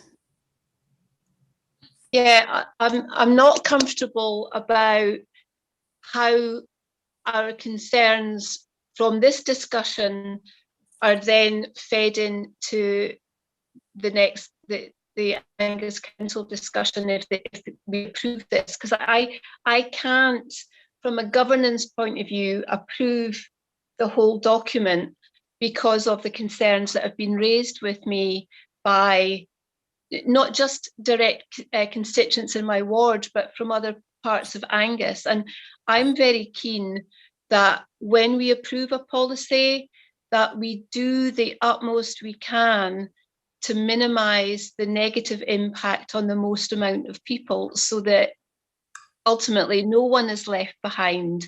And I don't have that comfort, but I also have those concerns around a negative impact on some service providers. And that would be around providing existing care to existing service users and to their carers. That's one of the complexities that George and Vivian have brought in. This is about bringing together a number of different complicated issues, and maybe that was a bit ambitious.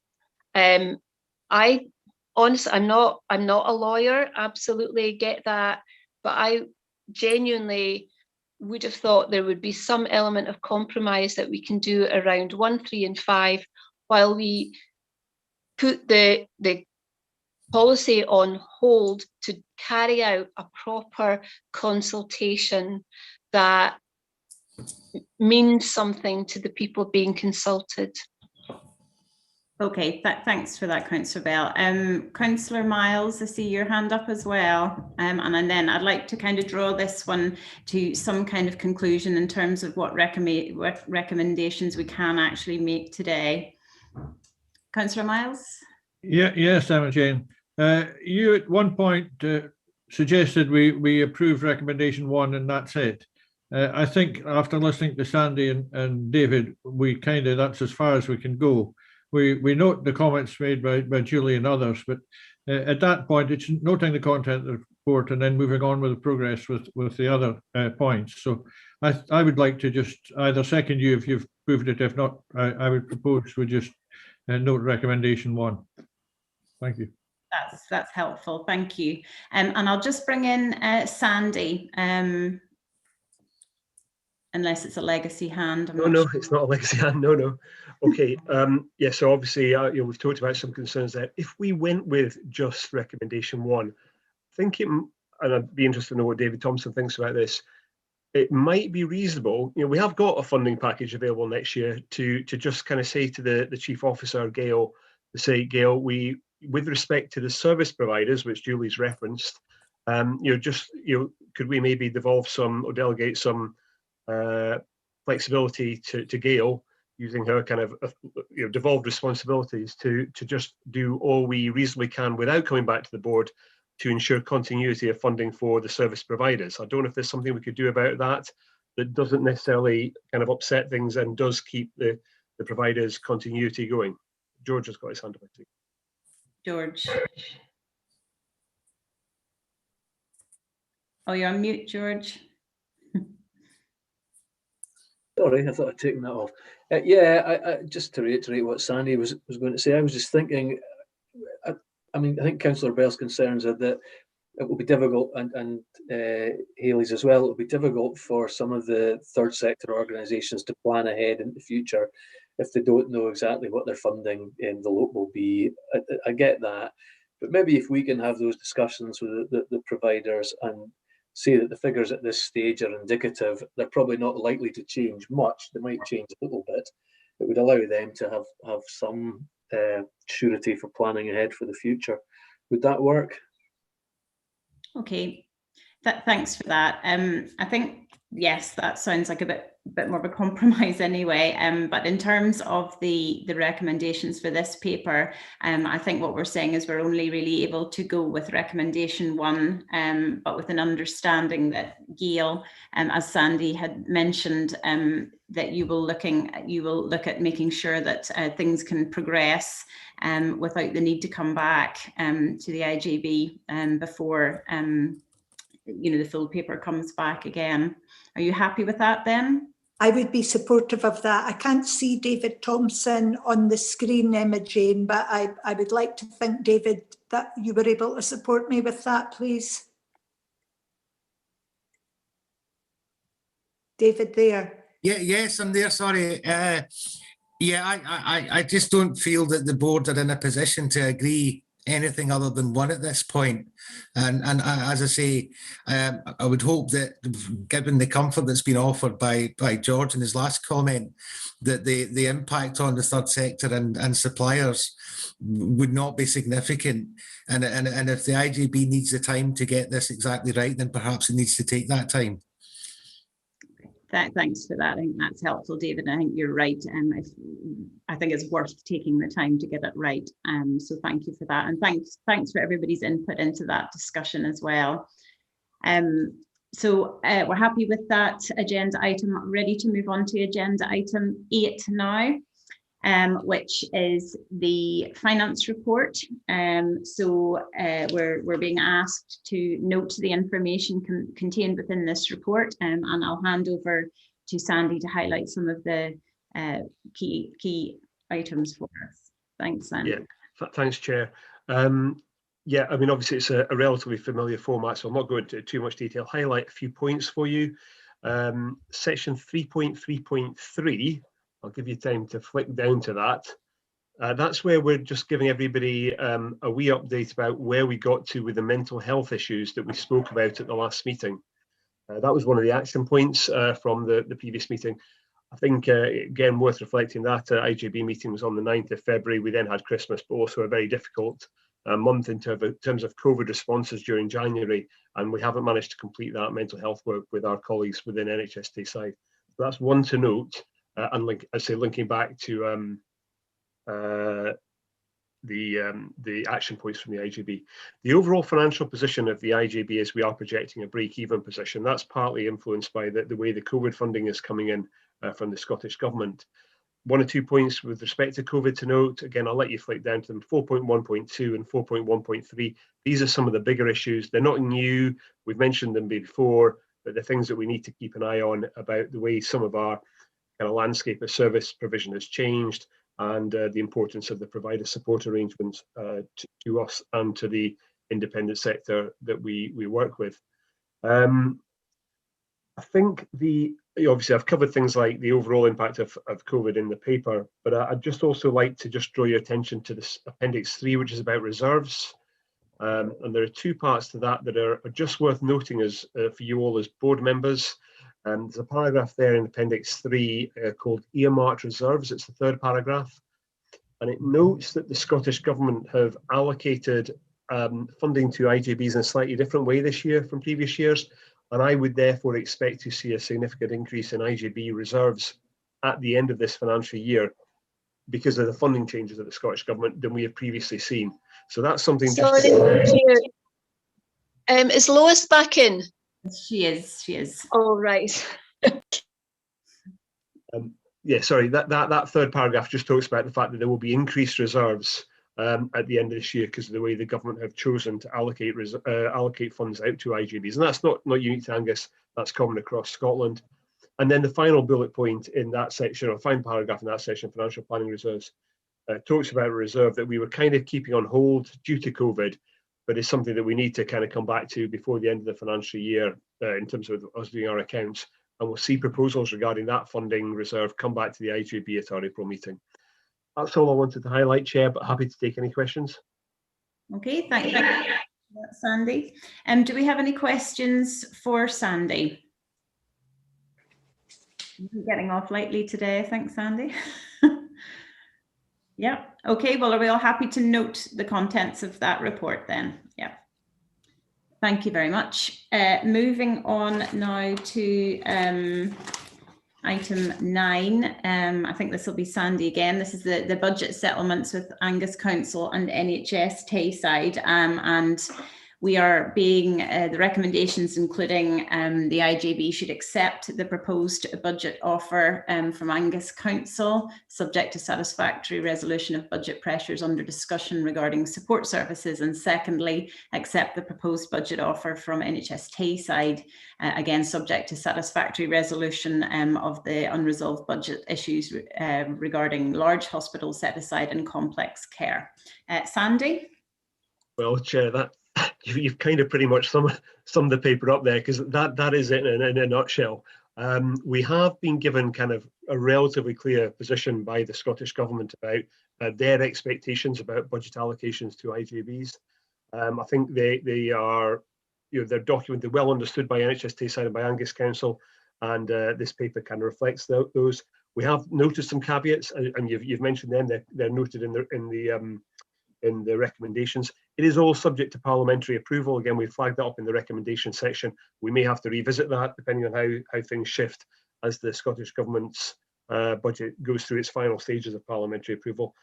And there are some risks that we note in the report. I think there are things that we don't know, not so much, but clearly in terms of the budget settlement, the government could still move the goalposts a wee bit. But there are things that we need to keep in the back of our mind about our underlying financial position. What will be some of the rates of inflation we have to deal with in the coming year, and what will be some of the demand pressures. So it reflects very much the Scottish Government kind of financial framework. We've got some caveats that we need to solve with both parties, and I'm hoping that people feel that they would feel comfortable supporting this. Thanks for that. Do we have any questions for Sandy? No. So are we happy to go with the recommendation in terms of accepting both of those budget offers? Yes. Okay, thank you. Thank you.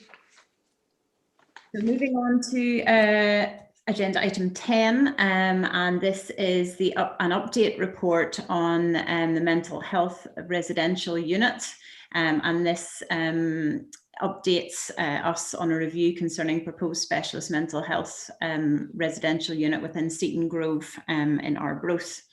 So we've got a recommendation to note the contents of this report. So it's an update report, and I'm not sure, Gail, is it you're doing the reporting to us, or is it George? I wasn't sure. It's Bill Troop. Oh, sorry, Bill. Yeah. Apologies, Bill. I didn't see you right at the bottom of the screen there, but I see you now. I'll hand over to you now, thanks. Thank you, Chair. So as you've said, the IJB have previously supported the development of a specialist mental health residential unit in Angus. It's important to note that this is quite separate from the wider Tayside Improvement Programme, and it focuses solely on residential support for people in our population who've got a long-standing mental illness and often associated with physical illness as well. It was previously agreed that the unit would be situated in Seaton Grove, as we'd done an earlier consultation with the independent sector and there was no interest shown. However, given the significant changes to the local care homes demand and supply linked to the current pandemic, the Health and Social Care Partnership need to reflect on where this unit should be. So therefore, we're about to put out a PIN notice that will be served, and we would anticipate a quick turnaround on this. We really just want to test if there is any additional interest, and if not, we will continue with the plans, the well-developed plans in Seaton Grove.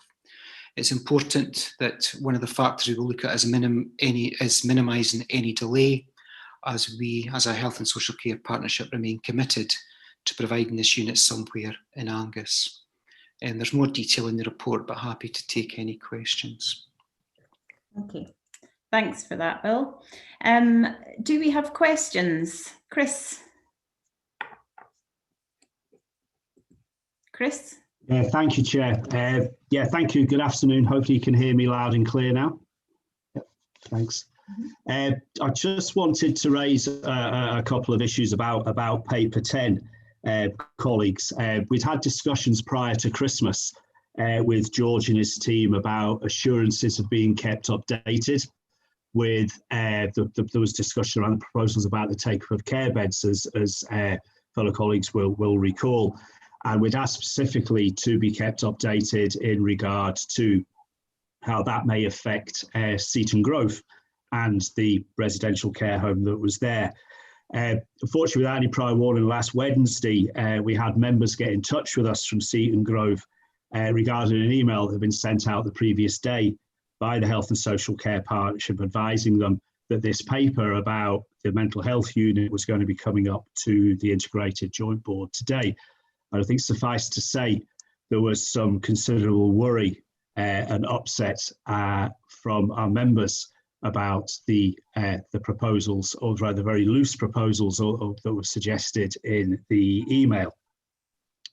And I think for us, as it stands right now, the proposals to review the mental health unit constitute a significant change to the plans that we were already appraised on and aware of. And it was disappointing that we'd had no prior dialogue or discussion on what the proposal for the paper today ahead of our members getting in touch with us last week. And we're aware from previous discussions that the proposals about the mental health unit are related to the issues that have already been flagged up about the take-up of beds in care homes. We're nevertheless very unclear about the thinking and the rationale behind the change to the project for a mental health unit. And of course, quite importantly, as I speak here as the staff representative for the local authority, the potential impact should that mental health unit not go ahead and be moved elsewhere, and the impact that will have on staff who are employed currently, at Seaton Grove. As a result of that, of us receiving the email from members last Wednesday, we've had no chance to speak with staff, we've had no chance to consult with staff at Seaton Grove, and we've no information really that we can share with them at this time to allay their clear worries and concerns. So really, as a result of that, I was in some dialogue with George at the start of the week, and we've requested an urgent meeting so that the trade unions can sit down with the Health and Social Care Partnership as a matter of urgency to talk in more detail about the rationale and the proposals at Seaton Grove. So suffice to say, it came out of the blue. We weren't really expecting this one at all, and we've had to ride the wave of worry and concern from our members. And I know that, in ordinary circumstances, we would have been appraised these proposals, but we've arrived in a situation where we haven't, and we found that quite a difficult situation to deal with. So we're seeking those urgent discussions just as soon as possible. Thank you. Okay, thanks for that, Chris. I think I've got a few other hands up. Peter? Yeah, thanks, Emma-Jane. I suspect this is probably echoing what Chris has just said. I didn't understand at the bottom of page 109, you've said this unit could be provided as part of the Seton Grove facility, i.e. overall management from the on-site generic team with existing care staff upskilled to work in this area. At the top of page 110, you say it is essential that we pause this. And I didn't understand that. If we can upskill staff there, surely that is much better than going out and talking to external care providers. And if I was and I suspect this is the point that Chris is making, if I was a member of staff there, I'd look at some external private company coming in to provide care that I could have done if I'd been properly trained. So that was my immediate reaction on that. Thanks for that, Peter. I did see George waving his hand, but I don't know if you wanted to come in, George. I was. Yes, it wasn't just a social wave. Yeah, probably just a word of explanation is in order, and I have agreed to meet with Chris as soon as we can get a date into our diaries. And we did miss a strategic partnership forum, Chris. I was going to raise it there, but just the way things have turned out, because that meeting was cancelled. So we had reached an agreement with the IJB that the mental health unit would be taken forward in Seton Grove. Mental health in Bill's portfolio, Seton Grove is in mine, so it's a joint thing.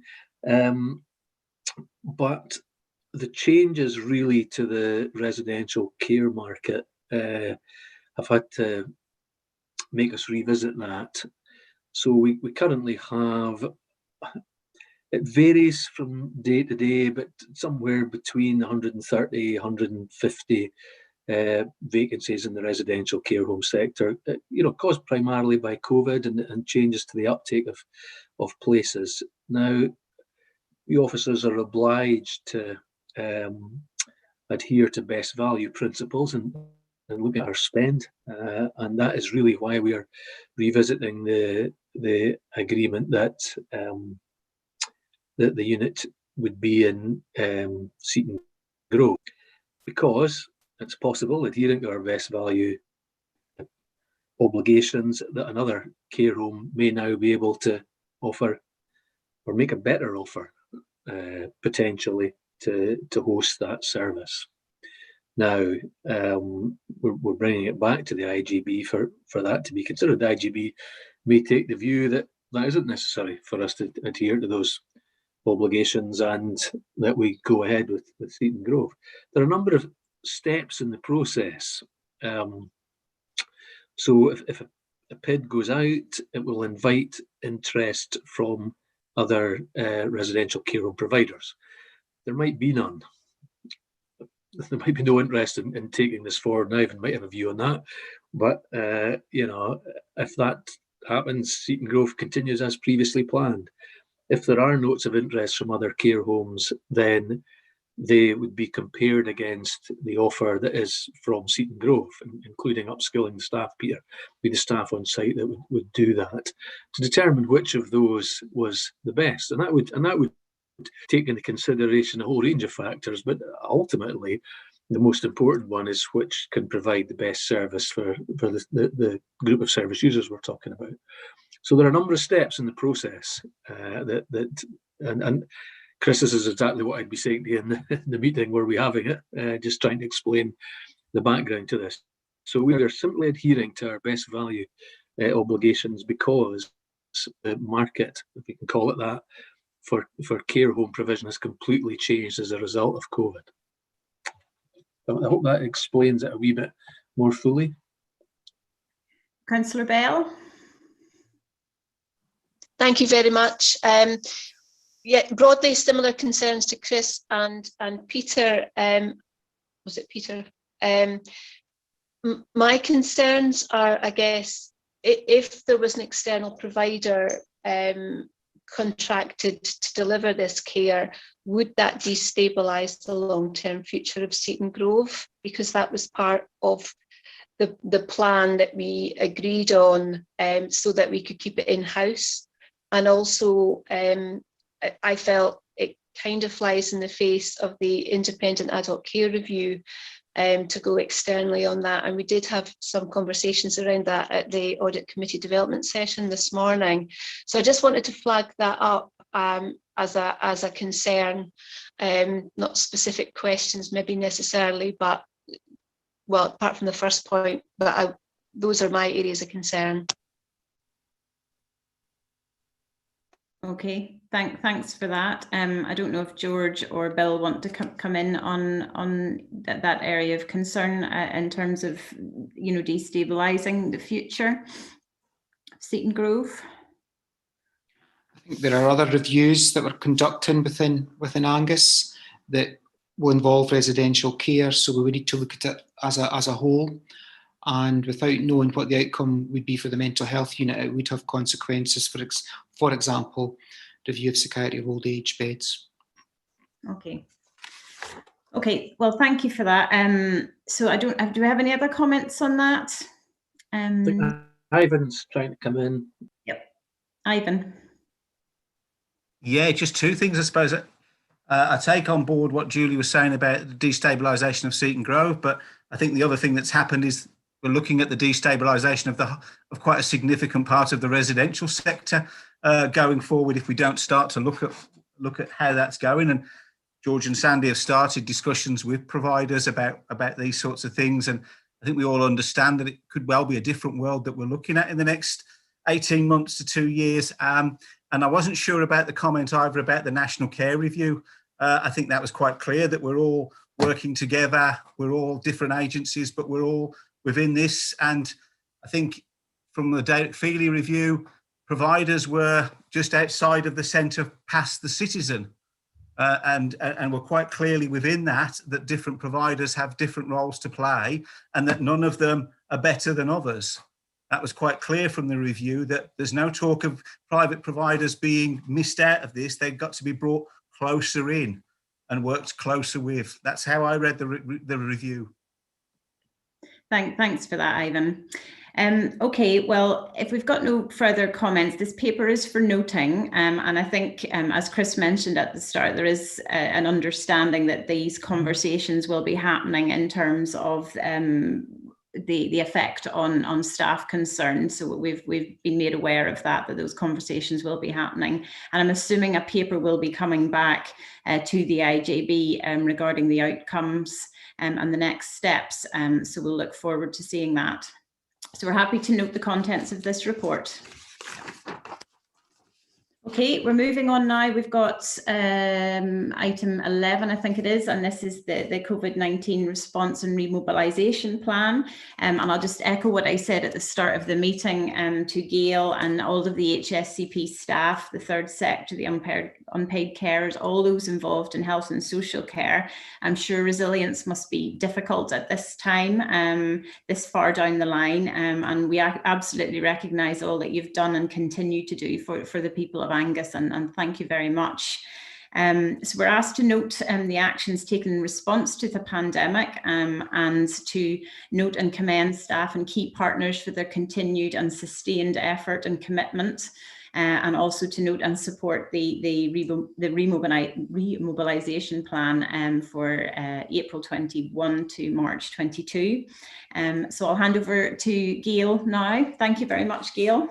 This report provides you with a bit more detail than your weekly briefing. So I don't propose to go over that in fine detail because the majority of you are up to date with everything that's progressing there. What I would propose is that I bring Jill Galloway. I don't see Jill, but if she's on the screen, particularly around the remobilisation plan at the moment, because Jill's been finalising that and it's due for submission today. Is Jill there? Yes, I'm here, Gail. Thank you. Thank you, Emma Jane, as well. Just to give a bit of a kind of update on the position from the report itself, because there is a couple of key points just to highlight, just in terms of the most recent public health data that has come out for Angus. Our 7-day positivity rate is down to 52.5 per 100,000, so that's reducing, and the position within Tayside around the vaccinations is really positive, and I think that was acknowledged yesterday in Scottish Parliament as well by the First Minister, specifically for NHS Tayside. Just in terms of the remobilisation plan itself, what we've done is built on the plan that came to the IJB back in, I think it was July, August time last year. So this is essentially going to be our work plan for the coming year and support us in the redesign, recovery and renewal of any services over the next year. George, Bill, Sally, Hayley have all been, and Alison have all been kind of critical in pulling this together, and just want to highlight, in light of the discussions earlier on around adult support and protection, we now have a specific section in there. And obviously Sandy's been involved from a finance perspective as well. Just in terms of key things to highlight, that we have said that this is a fluid document and we'll update it as and when. We do have an implementation plan that will support the implementation of the actions that we've identified in the plan, and we're currently working through aligning those actions to our strategic priorities so that we can give assurances that we're still progressing achievement and working towards our strategic priorities. Just over the last couple of days, we have got another section to add into the plan. We thought it was really helpful and important actually to acknowledge some of the key achievements that we've had over the last year. So there will be an addition to the document. It's not in the papers from for today, but just to give an idea of some of those achievements. Pre-COVID 1920, we had less than 150 near me consultations in Angus, and from March 20 to January 2021, that has increased to 11,469. So a phenomenal effort around the use of technology and digital to support across the whole partnership. From a physiotherapy perspective, we did see an increase in our waiting times as a result of cancellation of routine activity, and they had increased to 13 months, and we've now managed to reduce them back to 6 months. So again, another really good effort from the AHP team. So once this comes out, you will see other key achievements. In terms of the content, I'm not going to go through it in lots of detail. As I say, there's been a lot of people contributed to the development of this. It has been summarised to include in the NHS Tayside overall remobilisation plan, and happy to take any questions. In terms of key areas, just want to highlight as well, staff health and wellbeing is an area that we are focusing on in terms of supporting staff. I think everybody's acknowledged the way that everybody's feeling, not just staff, but how we support staff to provide the care that they do, and that's across all parts of the partnership, is really important in supporting their health and well-being, as well as supporting our own as part of a team as well. So that is a priority for us going forward into the next year. So happy to take any questions. That's great. Thanks very much for that, and thanks for the report. I just had one question before I opened it up, just on terms of the remobilisation plan, which looks really robust and very thorough, and really does provide assurance in terms of remobilisation. Just you were mentioning there about staff wellbeing. Are there opportunities, or is it built into the remobilisation plan regarding staff being able to take sort of meaningful breaks after the pandemic, and to have some leave, recognising that many of them haven't been able to do that, but also of course services need to continue to be delivered no matter what, and there may also be that increased pressure of larger waiting lists, that kind of thing. So has that kind of been built into the remobilisation plan, the ability to allow staff to have a bit of a breather, if you like? So in terms of how we built that in, Emma-Jane, this implementation plan goes into a bit more detail around what actions we're specifically going to take. And annual leave is a really funny one, because we've never said to people, no, you absolutely can't take your leave. We've always encouraged people to take annual leave as and when they can, to make sure that they are getting a bit of rest and recovery, albeit staff are not overly keen to take annual leave at the moment for a number of reasons. And principally the first reason is that they don't want to leave their colleagues. They feel that it's so busy that they don't want to let their colleagues down. So it's not that they're not wanting to take leave per se. There's a general feeling of camaraderie out there amongst the staff, and I think we're seeing that as part of our sickness absence figures as well, because they're lower than they have been for a long time across the system. But we do encourage all staff to take annual leave, and we will continue to do that and make sure that we can support the services and support staff to make sure that they do get the right amount of rest, and a proper rest, not just a couple of days here and there, but some decent downtime to be able to rest and recover. And Gail does the same for us as well, to make sure that we're getting a break. So it's across the board. Gail, did you want to come in on that? I see you waving your hand.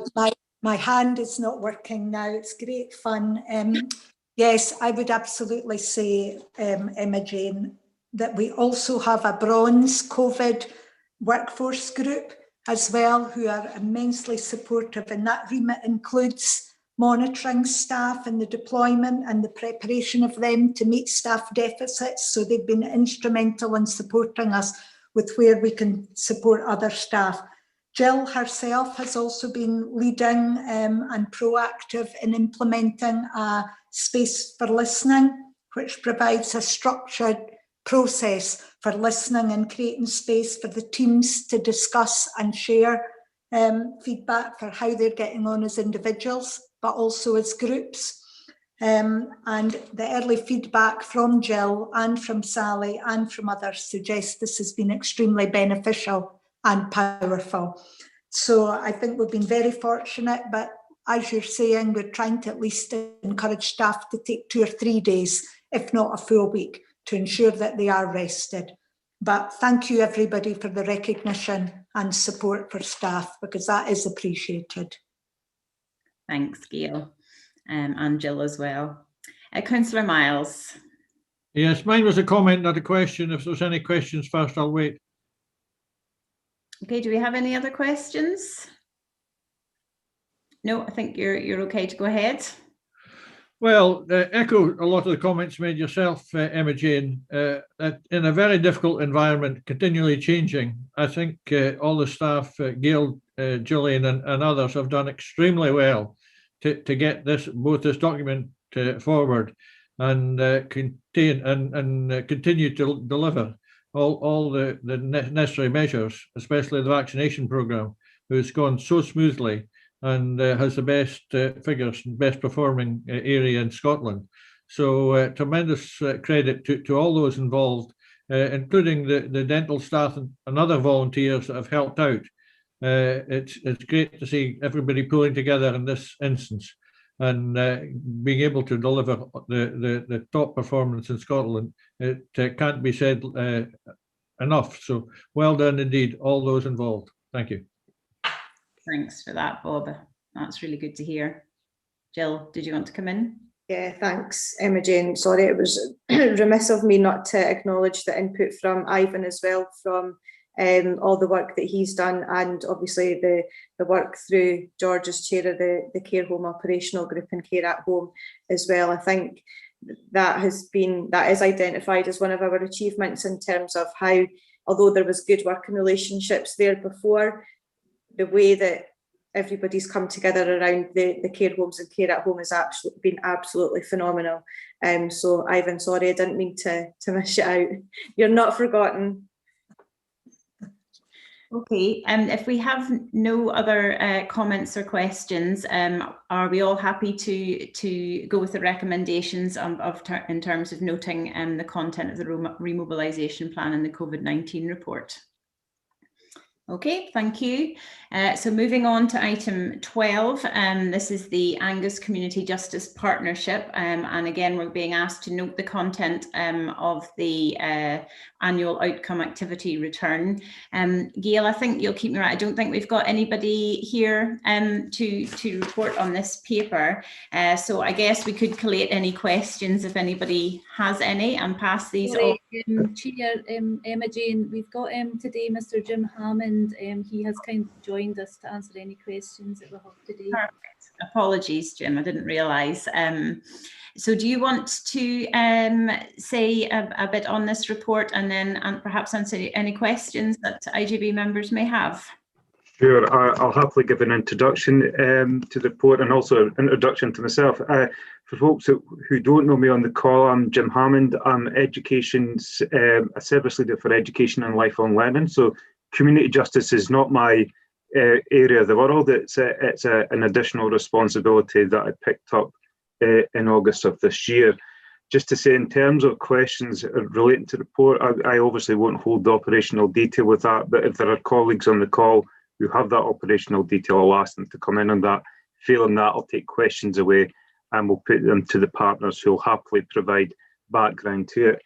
The report covers the period from April 2019 to March 2020, so to an extent, it's a historical report. What it does do is capture how the services individually and collectively, a partnership and at a deeper level in collaboration with one another, have worked together to match the 7 national outcomes and also local priorities. I think for those who know the work of the partnership, they would agree that it's increasing in its maturity and all its scope, and that partnership working is becoming ever more effective. The report in itself, as I said, reports up to March 2020, and that coincided with the 3-year strategic plan coming to its end. So it acted as a really useful self-evaluation tool in terms of setting the future direction and the strategic priorities in the new plan. And that new plan is now operational, and we're just beginning to gather data around both progress, impact, and next steps in relation to that plan. You can see there's lots of interesting work highlighted there. The partners are really committed to working together for the service users within this area. And just like you to know the contents of the plan. Thanks. Thanks very much for that, Jim. Does anybody have any questions? Councillor Bell? Slightly more of a comment than a question, but just to say I sit on the Community Justice Partnership as an elected member, and we had a meeting earlier this week, and I would completely endorse Jim's remarks around the deepening of the partnership approach around the table. And clearly the pandemic has made a big impact on the partnership's ability to deliver some of the orders. So there's work going on at a national level as well to address some of those challenges that we'll see feed into the next report. But it is, as Jim said, a much more mature partnership now, and I have a high degree of confidence that that arrangement can only benefit people on the receiving end of services and support. So I'm very proud to be part of that. Thanks for that. George? Yeah, but probably just a very bit of practical feedback. I just wanted to express my appreciation to Criminal Justice Services for the willingness of the Glen Isla and Glen Clover projects to get involved in a couple of recent really difficult cases that we've been involved in. Just wanted to. Okay, thanks for that. Do any other comments or questions? Councillor Speed? Thanks, Emma Jane. It was really just to thank Jim for bringing the report, and I think it's quite refreshing as well. I think congratulations, Jim, in terms of your new role and remit. I think that really is quite fresh in terms of, you know, bringing your education background in and that kind of whole children and learning and whole family approach. So it's good to see you at IGB as well. So thanks, Jim. Okay, thanks for that. So if we don't have any more comments and questions, thanks very much for that report, very comprehensive, and thanks for coming along today. And we're asked to note the content of that report. So are we happy to note? Thank you. Okay, so we move on, and I think everyone was received an email yesterday that the next item on the agenda has been removed for today's meeting. So that brings us on to item 15, which is the date of the next meeting, and that is Wednesday, the 21st of April at 2 o'clock. So I look forward to seeing everybody then. And thank you very much for all of your contributions this afternoon, and stay safe, everybody. Thank you.